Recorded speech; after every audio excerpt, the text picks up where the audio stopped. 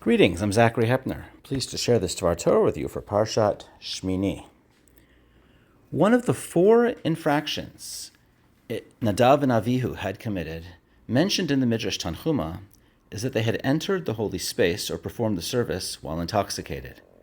The simple reason for this infraction is because of the immediate juxtaposition of the prohibition of performing service while intoxicated. It's immediately following the narrative of the death of these 2 priests.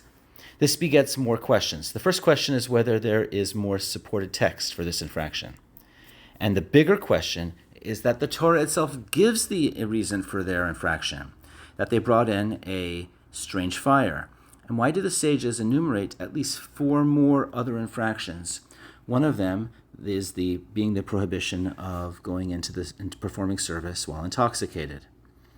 In fact, the intoxication infraction is alluded to in Exodus 24, after the covenant code at the very end of Parashat Mishpatim.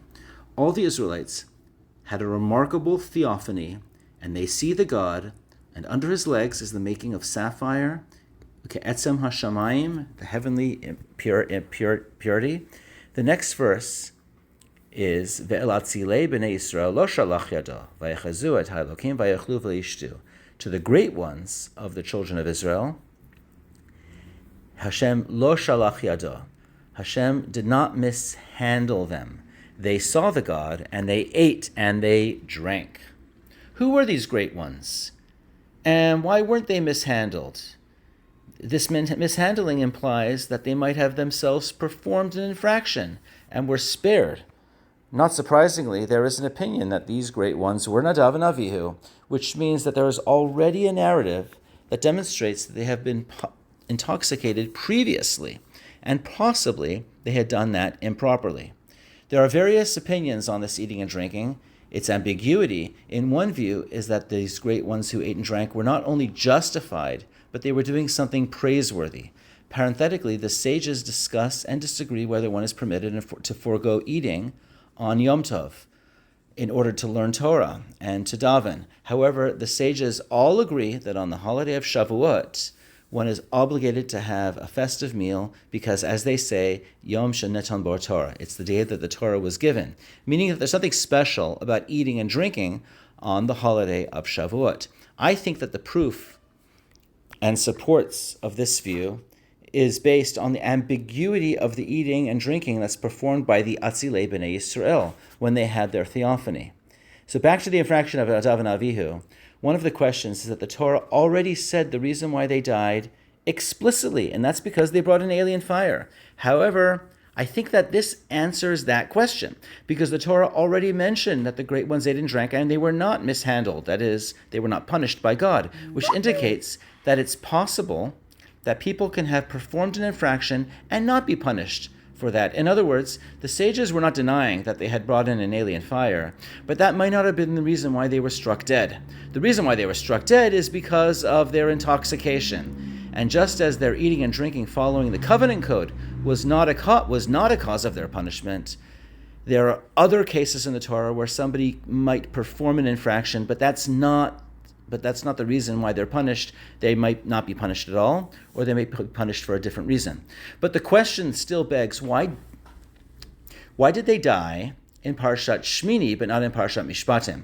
In the case of Parashat Mishpatim, they were experiencing a spiritual theophany, and doing so, they were eating of the peace offerings, which is expected, and their drinking may or may not have been appropriate, but it did not take away from the spiritual experience that the entire Israelite community was having. This is in contrast to the experiencing of entering the tabernacle, and not just the tabernacle, but the holiest part of the tabernacle, and performing the holiest service while intoxicated. The performance of temple service is not a spiritual high, but a deep level of dedication. It's not the same thing.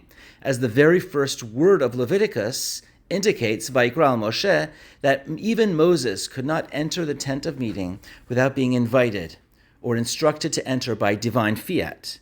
The sages really picked up on this subtlety, because it's possible that they intentionally intoxicated themselves in order to recreate that spiritual high that they had at their previous theophany, not realizing that it's not the same.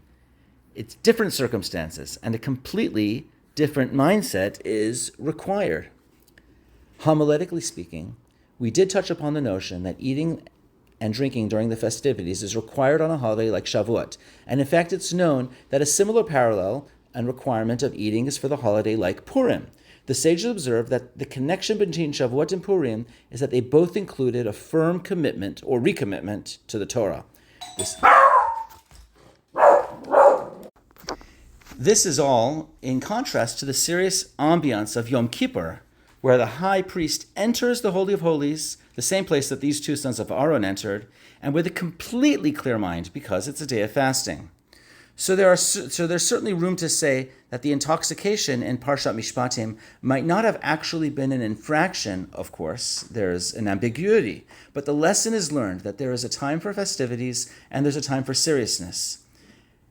A celebratory moment like a commitment to the Torah or a rare theophany. There might be room for the festivities, including drinking. However, upon approaching the high on your own, it's quite the opposite. There is no room for lightheartedness. It's a place of utter awe and a clear mind, very similar yet extremely different. Wishing you all a Shabbat Shalom.